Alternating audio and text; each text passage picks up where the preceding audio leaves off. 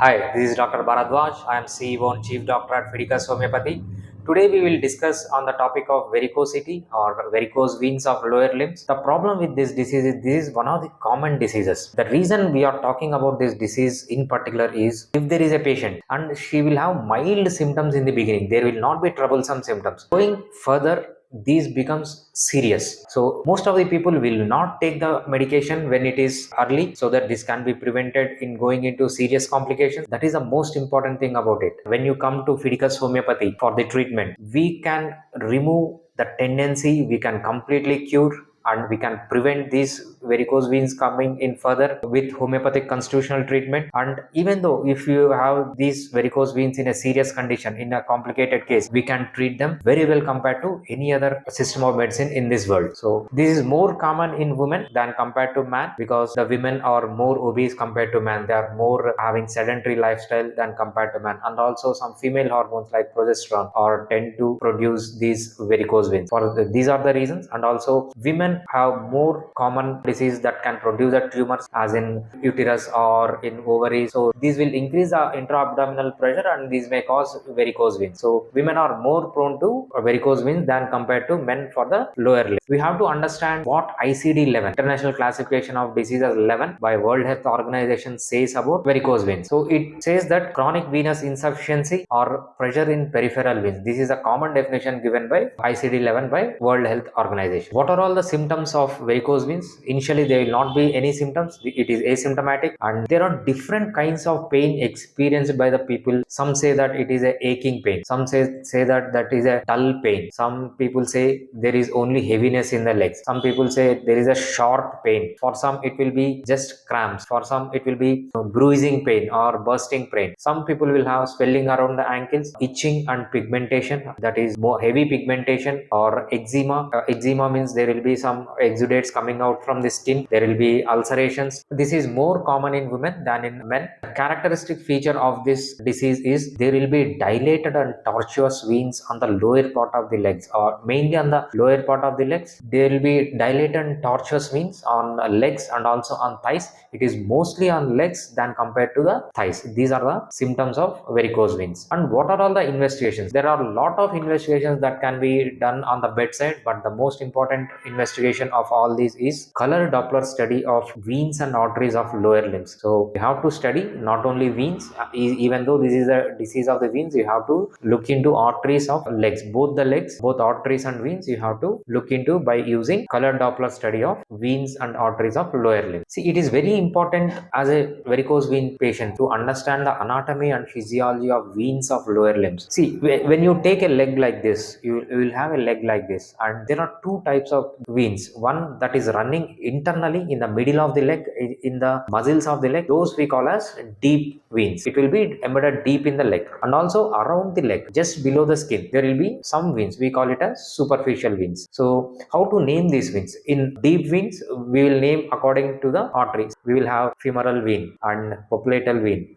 anterior tibial vein, posterior tibial vein. These are the veins located deep inside the leg. Around the periphery of the leg, just below the skin, we have two veins. One is great saphenous vein. Great saphenous vein starts from the ankle and it goes into femoral vein at inguinal region. This is the peripheral vein. And also there is one more peripheral vein. We call it as superficial saphenous vein or short saphenous vein. It starts from the back of the ankle and it will be inserted into the back of the knee into the popliteal vein. These are the constructions of veins. So deep veins and peripheral veins. They drain the blood in the leg to the heart. They carry the blood, that is venous blood, from the legs to heart. And there is a connection between these superficial veins and deep veins. We call them as perforating veins. So perforating veins run horizontally, whereas deep veins in the middle and peripheral veins on the outside will run vertically, and these run horizontally. So these are the connections. These peripheral veins or superficial veins or deep veins are connected through these perforating veins. This is the structure. The blood is always drained from peripheral veins or superficial veins to deep veins through these perforating veins. And the important structure we have here are the valves. Valves means these are the structures within the veins which open in one direction. That is, they allow the blood to flow only in one direction, from below to above. When the blood tries to come below, they will close and they will not allow the blood to to come downwards. When the blood come from below to upwards, they will open and they will drain the blood. They will not, there are valves, they allow the direction of the blood in only from below to above direction. So these are the functions of this valves. And coming to the physiology, so why do we need veins and arteries? We need arteries to supply the blood to the lower extremities. And why do we need veins? Once the blood is used, or oxygen within the oxygenated blood is used by the legs, blood has to be again carried to the heart so that it is again reoxygenated. So the veins will return the blood from periphery to the heart, and arteries will supply the blood from heart to periphery. And there are two types of veins, we said, deep veins and superficial veins. These communicate through perforating veins. All these veins will have valves that will allow blood only in one direction, that is from against the gravity, from below to upper part of the body to the heart, inferior vena cava, and then to the heart. This is the structure and function of the arteries and venous supply of lower extremities from the perspective of varicose veins. Then coming to etiology, so what is the reason why these patients are getting landing into varicose veins? First one is genetic. This is the most important cause here. Most of the people, in most of the cases, it is genetic. And also when you have genetic predisposition, and also you should have factors, that is contributing factors, like when you stand for prolonged time, long periods of time, so these veins get dilated. People like watchmen or teachers or women who cook for a long time at home by standing, these are all the risk factors. And also obesity. When you are obese, there will be more force on your legs compared to when you are thin. So anything that is more obese, or anything that is causing you to increase the weight on the legs, that will be landing into varicose veins. And also pregnancy, intra-abdominal pressure is increased, and there will be pressure on arteries and veins of the abdomen, so that the veins have to work hard to push this blood against the gravity. Not only pregnancy, any abdominal tumor, maybe it is benign tumor or malignant tumor, anything that increases the intra-abdominal pressure will land into varicose veins. And also old age, your veins get de-elastified, the elasticity of the veins is lost, and it is also one of the reasons for dilating the vein. And also we see this in athletes. What happens in them is they will be working hard on their calf muscles. When they stop working out, when they stop going for the gym or their athletic activities, these veins get dilated. This is one of the common theological factor we see in athletes. And coming to pathology, so what happens in pathology, or what happens in varicose veins is, we discussed, right, there will be perforating veins, and also there will be superficial veins. These veins will have the valves which is directing the blood to only one direction. When there is damage in these valves, it may be due to acquired or due to genetics, the blood gets stagnated in the peripheral veins. When the blood gets stagnated in the peripheral veins, they enlarge. These veins enlarge and become tortuous. Tortuous means they become like spring, and the blood is going to be accumulated in these veins. Once the blood is going to be accumulated, what happens is these blood starts to ooze out. The contents of the veins start to ooze out, and this causes eczema, this causes itching there, and also the pigmentation. So once the pigmentation is changed or eczema is there, there will be a chance of ulceration. Ulceration means open wounds are formed. These wounds become non-healing and they get infected. Once they get infected, there is every chance that there is cellulitis. Cellulitis is inflammation of legs, and also there are other complications which we are going to look into it. So this is the pathophysiology for. And there are two types of varicose veins: primary varicose veins and secondary varicose veins. Primary varicose veins are due to damage of the valves. There are three types of valves normally damaging. One is the valves located in the perforating veins, the veins that is carrying the blood from superficial veins to deep veins. If there is any damage in the valves, so we will get varicose veins. And also when the great saphenous vein enters the femoral vein, we have a valve that we call as saphenofemoral valve. When that valve is damaged, we will get varicose veins, mostly of the thighs. There is one more valve, that is popliteal valve. That valve is located between where the short saphenous vein enters the popliteal vein. So at that place also we have a valve. When it get damaged, so these veins engorges, they become tortuous, and they show the signs of varicose veins. So these are the primary causes. And what about the secondary causes? Secondary causes are due to pregnancy or any cyst in the abdomen, tumors, whether it may be benign tumors or malignant tumors in abdomen. And also one of the reasons is DVT, deep vein thrombosis. In the deep veins, if there is any thrombosis and there is obstruction, this will lead to stagnating of blood and the peripheral veins. And also hormone, especially the hormone progesterone in females is responsible for these varicose veins. And also there is a atriovenous fistula. When there is a connection, normally there will not be any connection between arteries and veins. When there is a connection, abnormal connection, whether it may be due to congenital or it may be acquired, so those people also will be landing into varicose veins. And also iliac vein thrombosis, when there is thrombosis in iliac vein, this also leads to increase in the pressure, and also this will allow the backflow of blood into superficial veins. So these are all the secondary causes for varicosities. And what is the conventional treatment? So you have to understand conventional treatment in the sense, when you find the symptoms of varicose veins, you go to a doctor who is nearby, or to a vascular surgeon or any corporate hospital. The treatment given by them is conventional treatment. In initial stages, so when there are only mild symptoms, like you just see veins on your legs when you are standing, so at that time when you go to them, they will say that it doesn't have medication. Yes, allopathy doesn't have any medication to treat it. Once you develop the symptoms, only they can treat the symptoms. So homeopathy, this condition can be completely reversed, and you will not be landing into complications and where you have to undergo surgery. Surgery is the only option they have. So there are two types of surgery. Whatever they do, they will ligate the superficial veins, or great saphenous vein or short saphenous vein. They will ligate and they will remove the vein completely. So other than that, we call it as stripping. They will ligate and they will strip the vein out. So they will make the vein non-useful, so that the blood is not stagnated in it. But in homeopathy, there is no need to do that. You can completely reverse the damaged valves in the initial stages. So compared to conventional treatment, then what is the homeopathic treatment in varicose veins? So you have to clearly understand that you should not be neglecting any signs in the initial stage. In initial stage, you will not have pain, you will not have itching. There will be slight visuality of these superficial veins.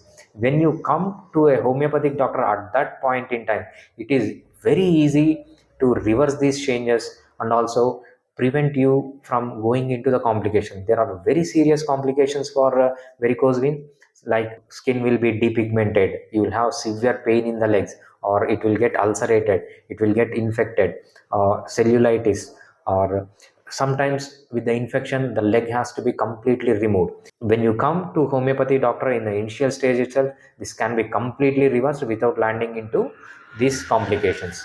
So we can completely cure in the initial stages, we can prevent from further occurring or moving into the complications. And also, if you are already suffering from varicose veins for a long time, there are very good treatment in homeopathy. You can we can try to reverse. In all the cases, in advanced stages it is not possible, but in most of the cases we can try to reverse the changes, and all these will happen without side effects. So why homeopathy doesn't have side effects is, in homeopathy we give medicines in very small quantities. In allopathy or ayurveda, you take, they will give medicines in grams or milligrams, but in homeopathic dilutions, the medication which we will be giving you only in picograms. Picograms is very small compared to milligrams. And also these homeopathy medicines are made of nanotechnology, and these are nanoparticles. So we use the technique called succussion and trituration. With the trituration, every active ingredient will be coated with the lactose molecules. On top of it, by succussion and placing it in a silicon container, there will be a silicon coat around this molecule. So when these molecules or these nanoparticles are deployed into you for treatment of varicose veins, they will go and act only on the target. They will not be any off targeting. That is the reason you will not have side effects. There are the two reasons. One is, we will give medicine in very small quantity, that is picograms, and we use nanotechnology or nanoparticles for treatment. There is no off targeting. For these two reasons, you will not have any side effects in homeopathy. And what about its efficacy? How efficient are the homeopathic medicines? Homeopathic medicines works on the principle of hormesis. Hormesis principle says, any substance in the world in higher quantities, it will kill a biological activity. In medium quantities, it inhibit a biological activity. In smaller quantities, as in this case of homeopathic nanoparticles, they will act as excellent medicine and very effective in preventing varicose veins, in curing varicose veins, and also in managing varicose veins in severe cases. So take homeopathy for management or prevention or curing varicose veins in any stage of the disease. There is one more treatment we give in homeopathy that we call as constitutional treatment. Constitutional treatment, this is mainly due to genetic predisposition, right, or acquired. So any acquired or genetic predisposition you have for varicose veins, this can be corrected through your constitutional treatment. Constitutional treatment, we collect your physical symptoms, physiological symptoms, and psychological symptoms. We collect symptoms at all the three levels, and we individualize a medicine. That medicine will be prescribed based on the your mentality. That will be prescribed based on your physical structure and also functionality. When we consider all these three and give a medicine which is specifically tailored to you and given to you in the case of varicose veins, this will be completely cured, or it will be completely prevented from occurring again and again. In some cases, in very severe cases, we can palliate the disease even though the cure is not possible. So finally, homeopathy is safe, homeopathy is effective, and also homeopathy is very affordable in case of varicose veins. Homeopathic medicines doesn't have any patent rights. Any pharma company will not be having exclusive rights. They can only prepare those medicines and they can only sell these medicines for the amount what they want. As there are no patent rights, every pharmaceutical company makes these medicines. There will be competition for pricing and the prices are lowered. It is exactly opposite to allopathic treatment. In allopathy, you will have patent rights. Only one, the pharmaceutical company who has done the research can sell it for the price they want for at least 8 to 9 years. That is not possible in homeopathy. That's the reason homeopathy is very affordable in case of varicose veins. Finally, homeopathy is safe, homeopathy is effective, homeopathy is affordable, and homeopathy can prevent, cure, and palliate your disease without any side effects. So use homeopathy, get benefited by homeopathy when you in any stage of varicose veins, either it is initial stage or in the middle of the disease or in very severe cases. Use homeopathy to get completely treated. What are all the precautions you have to take for varicose veins? First one is avoid long standing. This is mainly due to standing for a long time and increasing the putting the pressure on veins, as the veins has to work against the gravity to send the blood to the heart. So first, avoid standing for a long time. Next thing you have to do is wear stockings whenever necessary. While standing or working, you can wear stocking, and also you can go with crepe bandage. You can bandage the legs whenever you are standing or you are at work. And whenever you are sitting or whenever you are sleeping, try to elevate the legs above your heart if possible. At least some elevation is okay. If possible, elevate above the heart so that the blood can be pumped into the heart very easily. And exercise is very important. Two types of exercise we recommend is you have to walk regularly, and also cycling is very important. Basically, this calf muscle, the muscle which is behind the leg, it acts as a second heart. It will pump the blood into the heart. So if you strengthen those muscles, there is high chance that this will be recovered or the symptoms will be reduced as early as possible. So these are the precautions you should be taking for varicose veins. What about the prognosis? What happens when you don't treat or when you neglect the varicose veins? First one is thrombophlebitis. All your veins get inflamed, they get infected. You will be landing into serious issues where you have to use antibiotics when you go to allopathy. Next one is pigmentation. Your legs get pigmented, they become black, they become rough, they become like elephant legs. So to avoid this, start the treatment immediately. And also eczema means there will be pus or plasma exudating from your legs. It will be sometimes there will be serious itching on the legs, and also there will be ulcers means small open wounds are found which will not be healing. And also in severe cases there will be hemorrhage, as the venous blood is getting locked here. They will get hemorrhage and there will be, this is a serious complication, you will have severe bleeding. And also as these are very close to your bones, you will have periostitis means inflammation of bone also you can see in severe cases. And also calcification of veins, as the blood gets stagnated in your vein, the calcium get deposited in your veins and they become calcified. So this can lead into infections. Gangrene means the death of your muscles or tissues surrounding your legs, and then you have to amputate it completely. You have to remove the leg in severe cases, and if you go into sepsis, in severe infection, it may lead to death. So to avoid this, consult us as early as possible for the treatment before landing into complications. So even though if you are in landed already into complications, we have very good treatment with us with Fidicus Homeopathy. Finally, we are Fidicus Homeopathy. We are located in Manikonda. There are two types of treatment available with us. You can either come in person or online treatment. Medicines will be directly shipped to your home. Finally, homeopathy is safe, effective, and affordable. Homeopathy can prevent, cure, and relieve your symptoms in case of varicose veins. Thank you.